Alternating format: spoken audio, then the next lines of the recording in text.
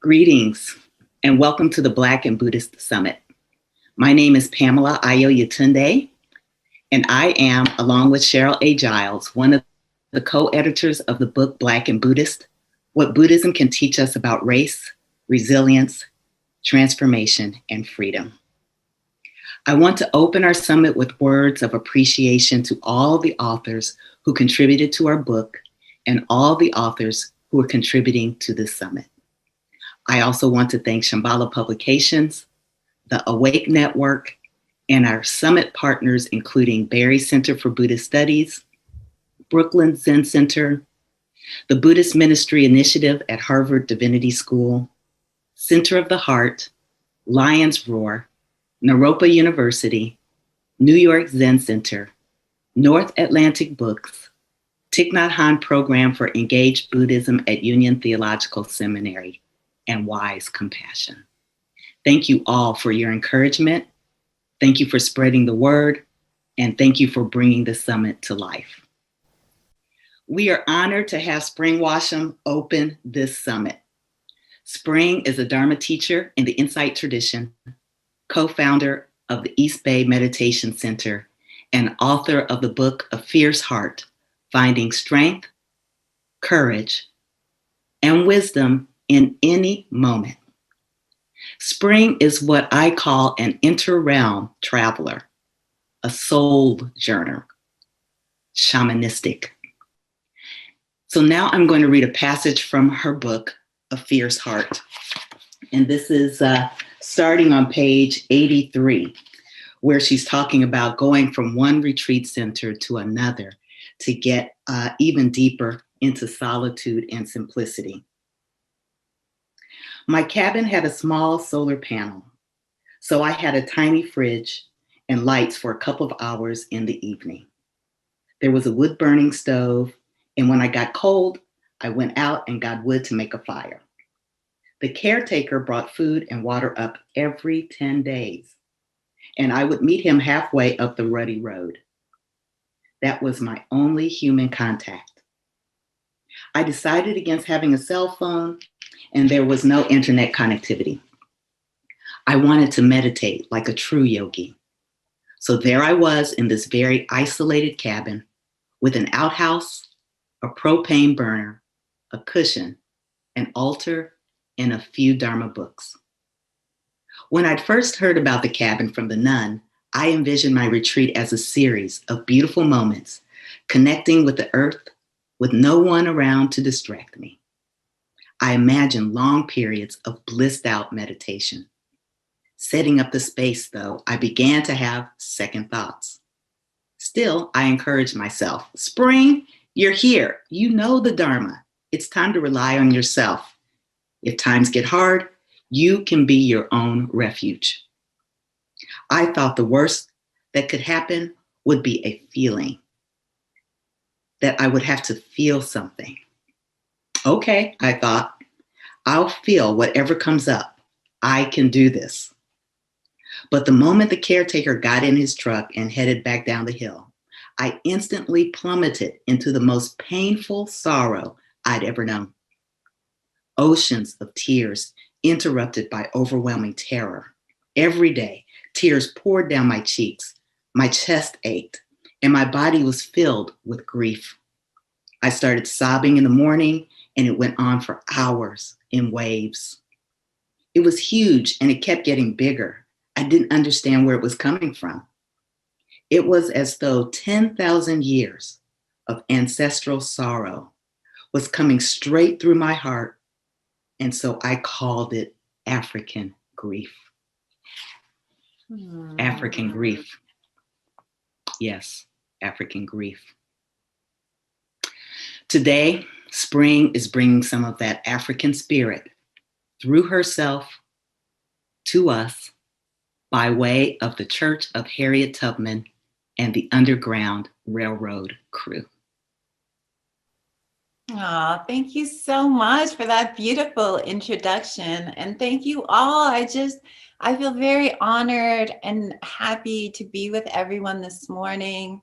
I feel inspired by this topic, and I feel that these gatherings of people of African ancestry and the Buddhist tradition coming together, having these meetings and these opportunities to get together and share from our books, share from our hearts, are really, really important. I was just saying offline that I hope that in 2022 we can actually begin to have these things in person as well.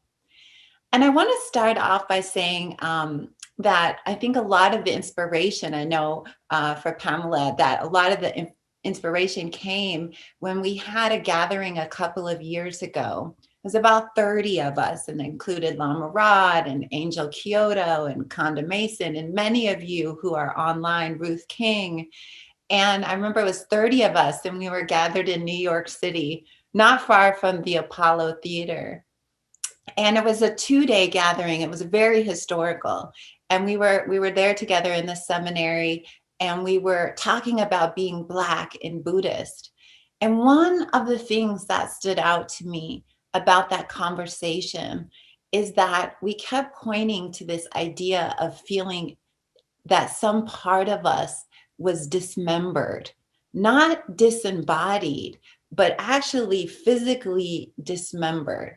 Something was cut off. I remember at one point we drew a picture, and it was like our limbs were chopped off. We weren't fully in our bodies. And we never got to figure out the healing to that. It was just a pointing out of something very profound that I think each of us in our own way resonated with. I know for me, I really resonated with that. What is cut off? For me, I've been studying Buddhism for over 20 years. And there was always a part of me that was left out, but I didn't realize it. I didn't realize that at that conference that we had a couple years ago, that there was a deeper investigation that needed to happen within my own heart. And I think when things began to come together is when I began to really have this very profound connection to Harriet Tubman. So I want to skip to earlier last year, right after George Floyd was killed, because that week where George Floyd was murdered, and then we had Breonna Taylor, and then we had Ahmaud Arbery, and we had so much happening at that moment. That's when the spirit of Harriet Tubman really came to me. And it was so unexpected, like so many of us, I was kind of thrown about the pandemic. My whole retreat was canceled. I'd planned on living in Peru. I wasn't even going to live in the US. I had no plans in 2020 of being in the US. Mostly I was going to be in South America leading my shamanic retreats. But as we know, all of our plans, changed at that moment. And then I had to figure out where to shelter down. So at that time, I was near Spirit Rock, and I was in this very, very deep state of grief around those murders, around what was happening. And I began to really pray. I mean, pray with my whole heart. Give me some guidance. I don't know how to deal with this grief that's arising. And it was intense. It was like what Pamela just read from my book. It was this old African grief. It was a mix of rage and despair and powerlessness. And I began to, meditate and take refuge in Buddha, Dharma, Sangha. But that didn't feel like it was enough. And so in a period of about a week, I began having these profound visions of Harriet Tubman. Harriet was rescuing me. I would wake up in this panic. I'd be having a dream of being on a road, running. And I could hear, like, it was almost like these ghosts were chasing me, and images of the KKK and Nazis. And I could feel myself running. And I was always holding on to the back of something. It was like a rope pulling me. And it took me a few dreams before I realized, wait a minute, I'm holding on to Harriet Tubman's dress. And I began to have this connection with this ancestor. And it was really magical and very profound. And in the daytime, I started listening to gospel music and singing and praying, and I would start shaking my rattle and singing old songs like "Ain't Nobody Gonna Turn Me Around" and "Eye on the Prize." And I realized at that moment in my despair, it was that I wanted to turn toward. It was that was giving me a sense of solace, a sense of wholeness. And so you could say that's where my journey with Harriet really began, as that this ancestor, I felt like she was really coming as a protector spirit, because I felt deeply afraid, deeply alone, lost, like so many of us. I mean, this was a common phenomenon. I'm not alone in that.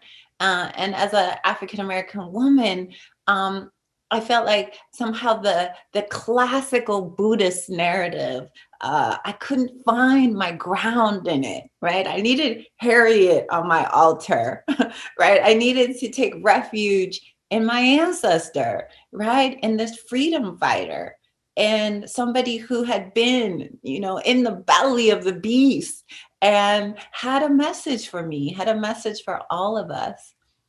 And so, really, that is how my journey first started. And over time, this connection got deeper and deeper. I started to feel Harriet with me, especially the times where I would listen to music and dance, and especially the gospel songs and Mahalia Jackson and, On My Way to Canaan Land. I got this overwhelming desire to just be in that energy, and I would feel almost like Harriet was holding my hand, and saying, "You're going to get through this. This is going to be all right." And so what happened there was that I was talking to a friend, and my friend said, "Well, why don't you just do a class on the Dharma of Harriet Tubman? Why don't you just talk about your experiences and let's bring out the wisdom of Harriet?" And I thought, okay, that's a good idea. Yeah, the Dharma of Harriet, because that's the Dharma I needed, right? I mean, sitting and doing my compassion practice was beautiful, but it wasn't enough, right? It didn't feel like I was meeting the moment. And I needed an answer. I needed a direction. I needed an understanding, on a whole different level. My body needed something. My body was in a state of collapse during that time, right? I would shake all night long and I was having all these physical things. It was just the stress, when you see your people murdered on television, on a video, it does something to us, right? It does something to the heart. It collapses something internally. And so I'm just giving you a little background story about how the church and this broader message is coming through me.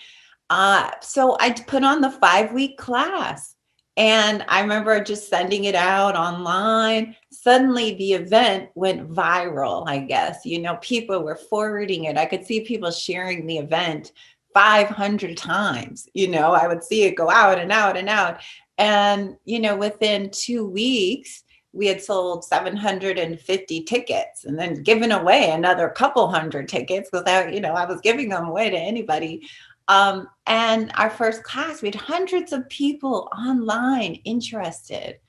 And I remember during that 5 weeks, I talked about Harriet's legacy, her power, her ability to meet the moment, her resiliency, I think, and I'm going to tell some stories in a moment about her unbelievable ability to stay resilient through whatever happened.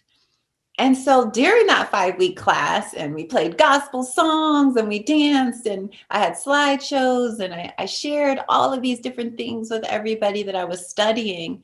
And I had no connection really to Harriet Tubman prior to this. I mean, I had watched her movie. I mean, I loved it. Who doesn't like a Harriet Tubman movie? But this wasn't someone I had studied in, even in school. I mean, I knew, but it wasn't this like heart connection. It wasn't this sense of, wow, this ancestor is here. We are communicating, it's like the Aborigines called the dream time, or the veils part in the ancestor world, in this world, they come together. This can happen at times, right? There's a collapse, and like everything was collapsing at that time. So the 5-week class was really amazing, and just so happened that my publisher, Hay House, who I was writing a book for, another book, my second book for them, it was a shamanic book about healing.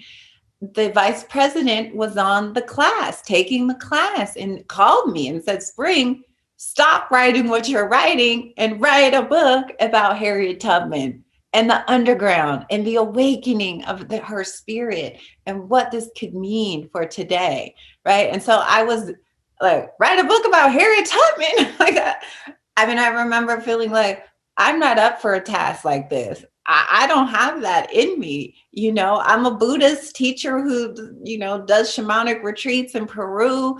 And, I write about mindfulness and healing.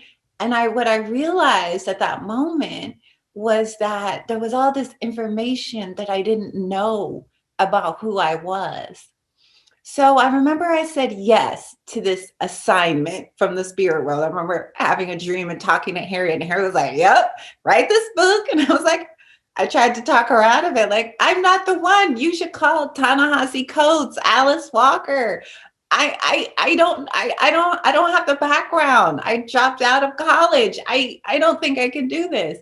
And I remember just having this feeling of Harriet saying, yes, you can, and you will learn, and you will grow. And so this was in August, and I said yes to it. And then this is the interesting part that I think for all of us is really important. What I had realized is over the last 20 plus years, is that when I became Buddhist, there was a part of me that had left my African American side behind. It's like we emulate our Asian teachers, we emulate this new tradition. And I couldn't, even though I said on the outside, even being a founder of East Bay Meditation Center and focused on communities of color, there was still a way within me, like I didn't understand myself. And I can remember being younger and thinking, okay, I need to study my history. I need to understand. I need to read all these books. I remember Alice Walker once gave me a list of all these books, Black liberation theology and Betty Shabazz and, all these historical teachings and writings, and I never read them. Well, I didn't know that I needed to read them then. I think I did, but I didn't know it in my heart. It's like you don't know what you're missing. That was the part that was dismembered, right? There was a gap somewhere in me.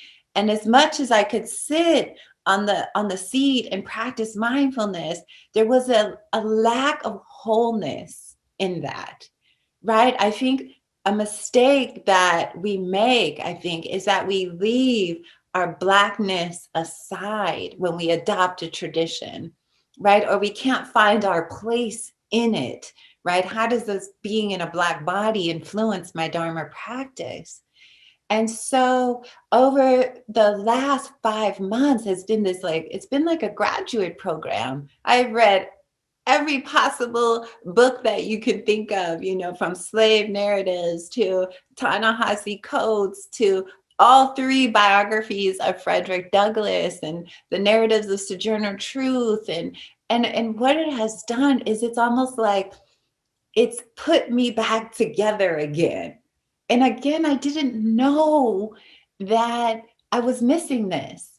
And I think this is the thing when we grow up in a white supremacist environment, and that's filtered into an all-white Buddhist environment, right?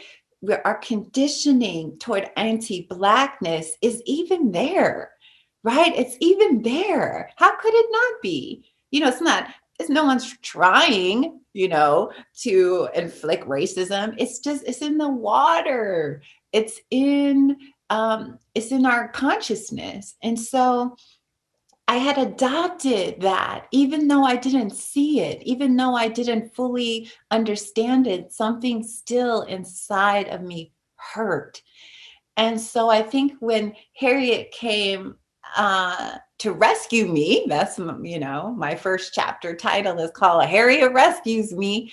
It's very symbolic and it's very archetypal because yes, she was rescuing me as I was running down the road, but she was also rescuing a part of me that was cut off, right? Where in me are the programs of anti-blackness, right? Because as I've been studying and observing, it's like I'm pulling out pieces of the program. It's like I'm pulling out, it feels like sometimes I just pull these shards of glass out of my heart, right? It's like, oh, I too was deeply conditioned, right? As I sat on my seat in meditation, I'm running the program unconsciously. And through understanding the historical pieces and putting it in context, like, the struggle for Black liberation is so interconnected with the struggle of awakening, of humanity's awakening. And so to leave that narrative behind, I think is what severs something. I think it's what we were looking for, at least me. I can only speak for myself. When we had our gathering at Garrison and we kept on being like, why are we drawing, arms with no hands and necks with no heads and torsos with no legs? Like, what is that? And I realized that that's a big piece for me, is how do I embody, honor, and know that my historical, ancestral journey, being a child of the diaspora, affect me as a Buddhist? How does that cosmology fit in with who I am? So this was a really important piece that I began to understand only here. I know it's shocking, but only really in the last 6 months. And I think that that's what's happening for a lot of us. It's like, as these programs of white supremacy are breaking open, they operate on two levels. The oppressor and the oppressed are dancing together, right? It's like one doesn't exist without the other in a way, right? We both have to believe in the narrative. I'm inferior, you're superior, we dance. When one person stops believing, it's like the jig is up, checkmate, And I think what I was learning from Harriet and her life is that Harriet never believed in the program of white supremacy. She never felt that because she was Black, because she was a woman, that she was inferior. It was like she had this immunity from that. She was like, no, I'm free. I'm supposed to be free. I will be free. And I think just studying that and embodying that, it was like, yes, Harriet was free of the programming, of the narrative of the day. Born a slave, die a slave. Born Black, die Black. End of story, right? It's such a pitiful story that, people try to give. And one of the other things that I've discovered in all of this study that I've been doing, and I'm still very deep in it, I'll spend the rest of my life studying. It's like a door opened, and each thing I read, each thing I understand, it's like the hands coming back. Oh, yes, here's my hand, or, my foot is back, right? It's like the pieces of myself, which is so unexpected, so magical, because again, you don't know what you don't know. And sometimes it's very hard to figure out where the hurt really is. And so, and I know it's a cliche when everyone says, yes, study your history and you'll feel free. Well, studying history is also to study the truth. And it's brutal at times. There's times I cried and I wept, and I reading these narratives on people on the underground. I have these huge volumes from William Still, who was the father of the underground. He was the one who was the one who collected all the stories. He was the one who heard them and wrote them. He was the record keeper of the stories. He wrote Harriet's story when she crossed into Philadelphia, right? And to read the narratives was heartbreaking. But also what I learned from that is it gave me this tremendous love, the pride in our people. Oh my God, like our people are so amazing. So on one hand, it breaks you down. And on the other, it built me up by studying this history, studying like where you came from, like resilient. You want to talk about resiliency? Read slave narratives of those who escaped, and it started to like fortify me, like, yes, I felt so strong and so proud. I mean, I could really cry when I think about the African American experience and our people. I just I just get this sense of like, it's unbelievable, the ancestors, and unbelievable what we can do when we become free of the program, free to be who we are, fully in our body. Like it's an unstoppable force. And I believe that Harriet Tubman and the spirits of the underground are back to show us this. The work isn't done, right? Harriet came the first time around, right? Her goal, abolish slavery, done in her lifetime. She died a free woman on her own land. Okay, that's very important. Born a slave, died a free woman on her own land. But the program didn't die. They abolished slavery, but the mind program isn't done yet, right? The prison of the mind of it is not done. And we've seen it as it's made a resurgence into the mainstream. It's very dangerous as we've been living these last 5 years. This administration that just left, they left, but they're not gone. Again, they were defeated, but this is not defeated. The program is not defeated, right? They won another political battle, which is important to win. But at the end of the day, the war is with the consciousness of this programming, the white supremacists, the illusion of white supremacy. Let me clarify that.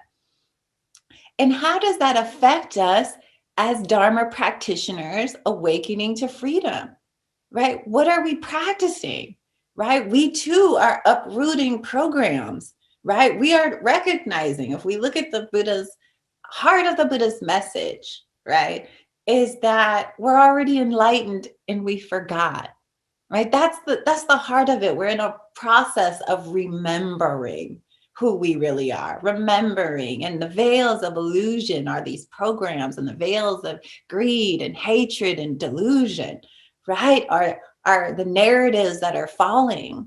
And so for African American people, this is a big piece of our healing work. And it's a jewel, I believe. It's a jewel because somehow the Black experience is a universal experience. Alice Walker, I remember we taught a day long, this was maybe about 5 years ago, 6 years ago, we did a day long for women of African American ancestry at EVMC. So we're in downtown Oakland. There's about, the event was, sadly, we only could fit 130 people. And I think we had about 140 of us squeezed in, we're sitting like side by side. And Alice was giving a lot of teachings on Black liberation theology, basically.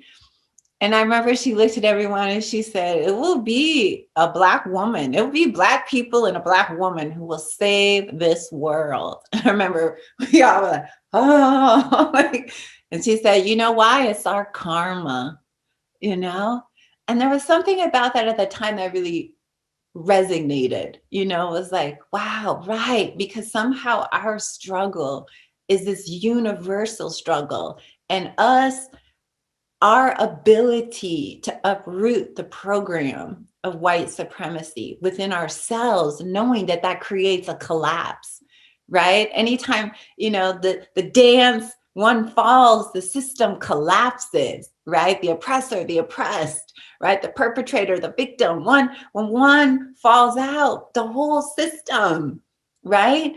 it starts to wobble, it starts to fall. And so I think we're seeing the beginning of this. I think it's set in motion step by step by step. And I think we're at a really pivotal place.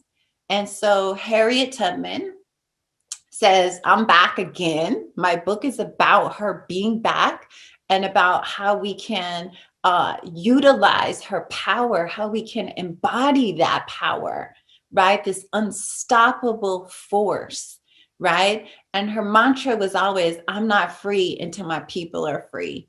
So intertwined was this very deep, profound sense of bodhicitta, for the benefit of all beings, right? I really write as a way to say Harriet is a prophet that has not been fully recognized. She always embodied the spirit of Moses. To her, the African American people enslaved were the Israelites. She didn't know in the early days that she was Moses, but she evolved into that. On 10 years of her missions to rescue enslaved people, back and forth as a conductor, right? She risked her life. I mean, the stories we know on some level, and I'll write about them and to try to evoke what could be in the mind of someone who is going back to rescue others, right? At the danger and the desire. I'm not free until my people are free. I'm not free until we're all free, right? And such a beautiful, it's not even, the word beautiful doesn't even cover it. It's beyond. It's a force of compassion. It's a force of compassion that is fully manifested, fully embodied. It's, there's stages of compassion, right? We have the baby stage is that we feel compassionate. When we start to take our compassion out into the world as action, it becomes fully developed. I call it Maha compassion, great compassion, right? Because then it begins to animate us. And so many of our ancestors, so many of us we had that. That's in our DNA. It's not just all trauma, Yes, there's a lot of trauma, but I think as part of our awakening is also to take those gifts because we know they're there. We feel them. The resiliency of African American people is just beyond measure, right? Our ability to meet each moment. And Harriet, is back because we are in a stage that is somewhat dangerous for African American people, for Black people all over the world, right? As the program has made,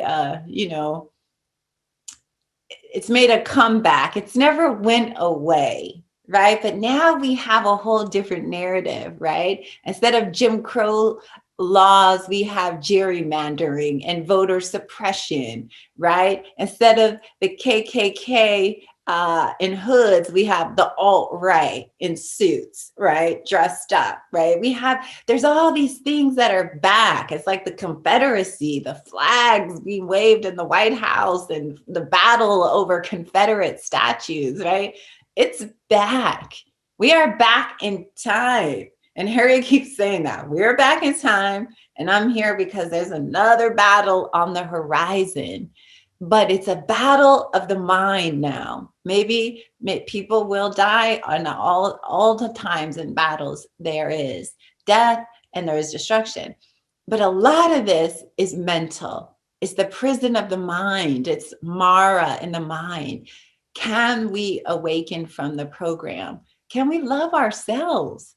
Can we see ourselves as free people, deserving, right? I think some level, as I've done a lot of soul searching in the last few months, I realized the places where I don't feel confident. As I mentioned, I'm pulling out these pieces, and it started to happen. I'll tell you, I had very profound experiences just saying Black Lives Matter over and over again to myself, right? I would sit and I would say Black Lives Matter, and I would find where in my body it wasn't vibrating as truth yet. I would say Black Lives Matter, Spring. And I could feel the part. I love that. I love those 3 words because they expose ourselves to ourselves. That's why racists can't even get it out, right? It's like checkmate, right? It's like a koan. Saying Black Lives Matters is a Zen koan, right? It's the unanswerable question, And so I remember I used to meditate. This was in the summer, saying Black Lives Matter, Black Lives Matter. And I would say it deep, deep in my spirit, Black Lives Matter, right? And I would start to feel this sense of wholeness coming back, the parts that, again, had been chopped off. So I think as Black people, being in the Buddhist tradition, there has to be a way that we bring our whole selves to our practice. We cannot teach, and going forward, I think this has so profoundly changed me that I cannot teach in the same way now. The heart of the Dharma is forever the same, but how I'm conditioned into teaching, how I'm conditioned to think about it myself, how, the subtleties of the white supremacy involved in these communities, right, dampers our voice, dampers our stories. We don't want to be too Black, but we need to be, I'll never forget. I'll never forget when we were actually at this 2-day conference.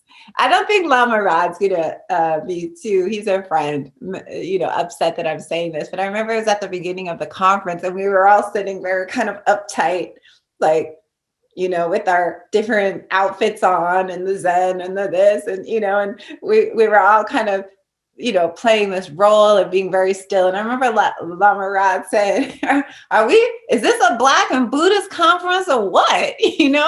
What are we doing? Are we gonna be ourselves, or are we gonna play the role?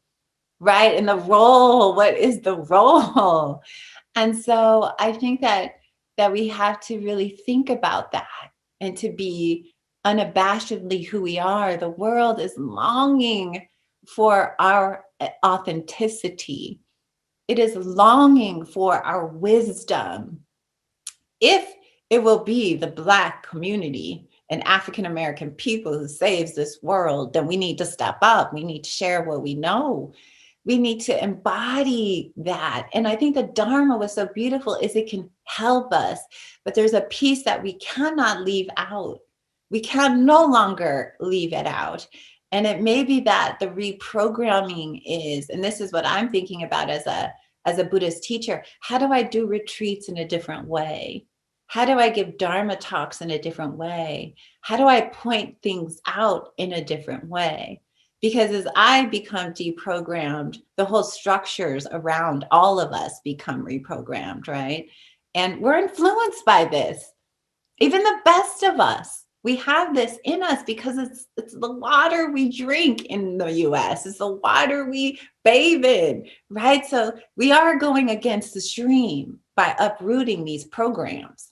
There is a force. And I think that is why Harriet is also back.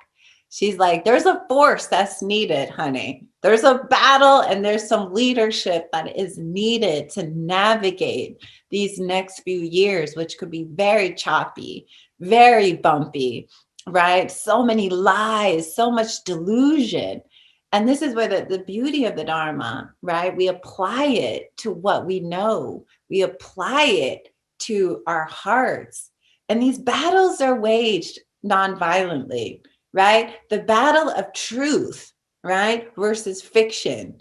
We're at a crossroads here, delusion and truth, compassion, hatred, right? Humanity has been at this crossroads, right? It's which way do we go? And we know that in the long haul, Harriet won the first time, the underground won the first time, will win again. But there's a lot of work to be done. There's a lot of work to be done. And so, this conversation for me is a very interesting one as I grapple with my love of the Dharma, and then this new found incredible power that comes from this Black liberation theology that is rooted, that has brought a sense of wholeness back into my being, right? Of course it would. Yes, of course it would. But again, you don't know what you don't know. You're looking around for something, It's like Hafiz who loses the key. The story where Hafiz is outside and he's on the ground looking for a key. And his friend walks by and he said, "What are you looking for, Hafiz?" And Hafiz says, "I'm looking for my key." And his friend starts looking and they look everywhere. And then his friend says, I can't find it. Where did you lose it? And Hafiz says, "I lost it in the house." And his friend's like, "Well, why are you looking out here?" He goes, "Well, here's the light." So many years I've been like looking for these pieces, like, well, what is it? What is it? Oh, it's the program, right? Ultimately. So there's a lot of joy in me right now. There's a lot of happiness. There's a lot of reverence. There's a lot of sorrow of what has happened.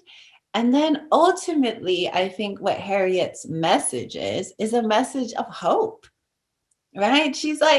Harriet's like, honey, it's about the promised land.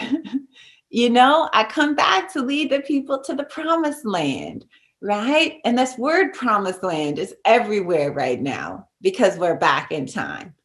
Barack Obama's book, The Promised Land. People are talking about the land of Canaan. People are talking about Moses. People are talking about Abraham Lincoln like they've never had before, right? Because we are back in time. There's an old battle, right? But now it's more mental, right? They only can do a certain amount of damage with bullets and guns and police, right? But the police are losing power step by step. So now we have the mind battle, right? The battlefield, the chess match, what wins, right? And the more we know ourselves, the more we know our power, the more we embody Harriet. Harriet did not believe these programs.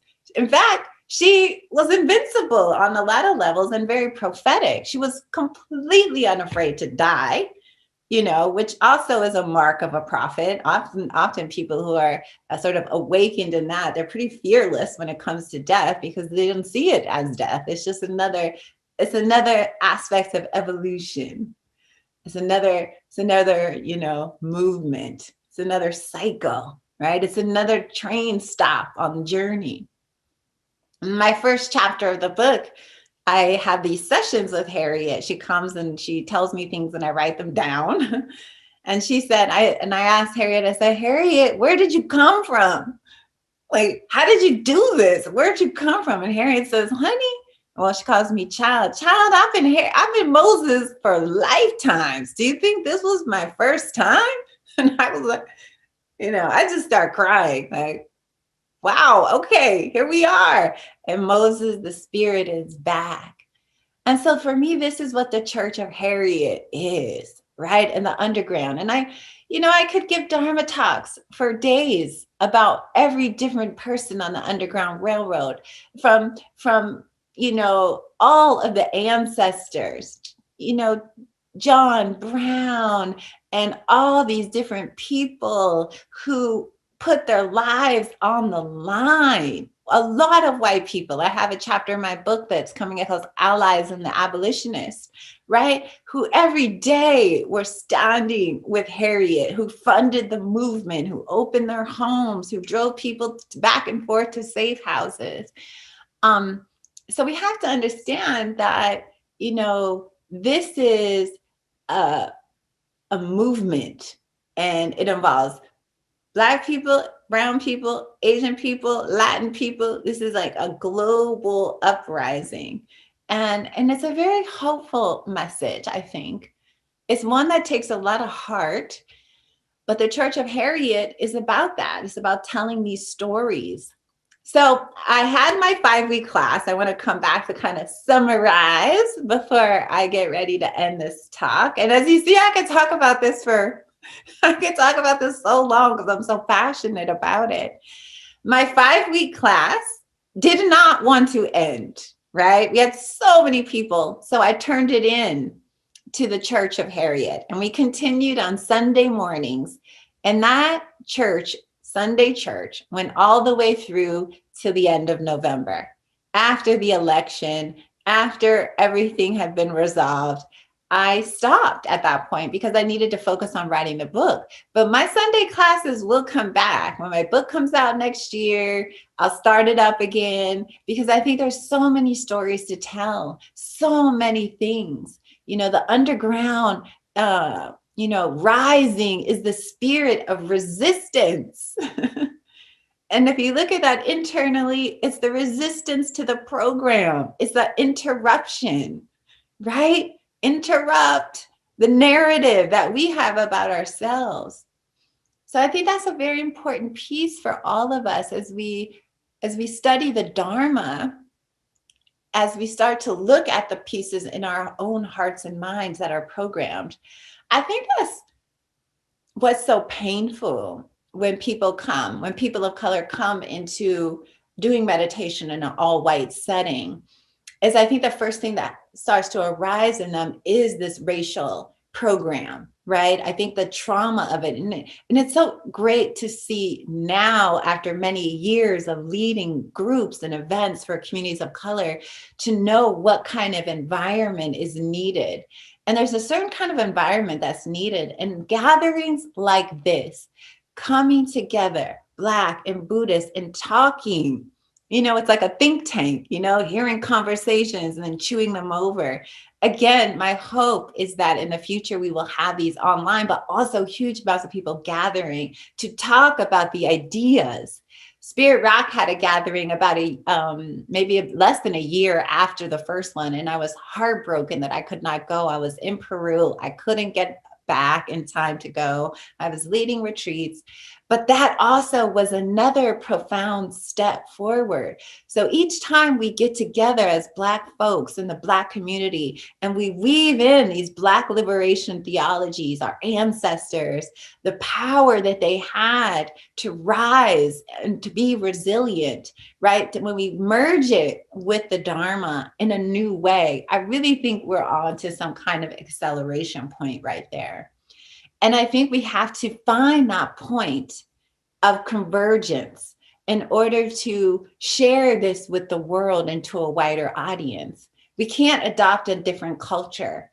We can't adopt a different way. We have to be fully Black, fully embodied in that, fully loving that. And then we apply the Dharma to that, to those narratives. I think there's something deeply profound that could happen there. And also understanding that the ancestor pieces that we carry are hugely important. We're in their footsteps, and to honor that, and that becomes a part of our tradition. That becomes a part of our narrative. That's something that's been robbed of us in a way, assimilated. The whiteness doesn't have ancestors, right? White communities, it's me, myself, and I, right? Maybe they look at their dad, but it's not this lineage, sense of being that lineage. So I think it's really important that we carry this. And Harriet Tubman is our ancestor. And I will say that she's available. She's a guardian spirit. I think if that was what Harriet, at the end of my book, I will be depositing that, is Harriet is a protector spirit now, looking over everybody. She's like the North Star shining down. She's a protector. She is someone who was protecting beings her whole life, putting her lives on the line, actually leading beings, carrying a lamp through darkness, taking people step by step out of bondage, out of pain, out of suffering. So I think in many ways, I want to encourage everyone on Zoom, on YouTube, to call on this great spirit of ours, call on her to give us that power, that resiliency, and to help us crack the code in our own mind, right? The oppressor, the oppressed, the narrative, so that we become free of that step by step. because, she wasn't influenced by that. She fought against that, fought in the Civil War, was a spy, led a raid, first woman in history to lead a raid on the Combahee River. She had the troop of African American soldiers that she led, where she was a general. This is no ordinary ancestor. This was one that was, for one thing, free. I'm not free until my people are free, and then moved it into action. So I feel tremendous love and gratitude that I'm chosen for this task, and that I'm happy that I accepted it, even though it's been blood, sweat, and oceans of tears to try to write in this way, to give voice to something as important as this at this time, to tell the story of one of our greatest ancestors, and one of our greatest ancestors whose mind was free.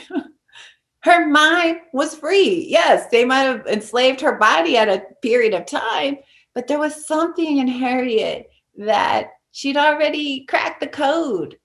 She was already awake to something much higher, much more profound, connected to this deep compassion, connected to this universal consciousness, whether we call it Buddha nature, Christ consciousness, or, the force, or, cosmic energy, or Gaia, whatever you define it, when we're connected is when we have power. Right? We're not operating in the program of the mind. We're not oppressed by all of the negativities and beaten down in the prison of that. Harriet was always free of that.